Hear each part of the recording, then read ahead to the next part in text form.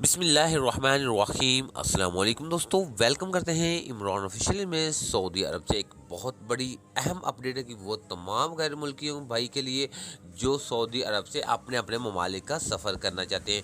Saudi अरब से Saudi वजारत सेहत और सऊदी वजारत दाखिला की तरफ से एक बहुत अहम मीटिंग हुई। वो इस वजह से हुई जो कोरोना के दोबारा बिगड़ते हालात नज़र आ रहे हैं। कोरोना की पाँचवीं लहर है, बहुत ज़्यादा ख़तरनाक है।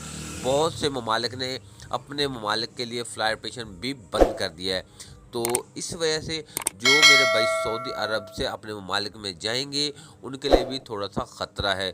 वो भी आपके साथ शेयर करते हैं किस वजह से ख़तरा है। तो वह वीडियो शुरू करने से पहले अपने प्यारे से दोस्तों को वीडियो को लाइक, चैनल को सब्सक्राइब कर लें।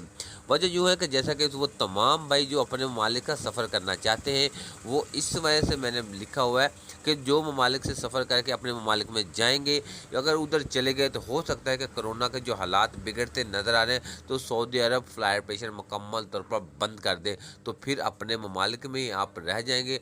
हो सकता है कि फिर दोबारा फ़्लाइट ऑपरेशन कब बहाल होगा, महीने में होता है या 2 महीने में होता है, या हो सकता है कि 6 महीने बहाल ना हो, तो फिर आपको परेशानी बन सकती है। इससे पहले आप बहुत अच्छी तरह सोच लें।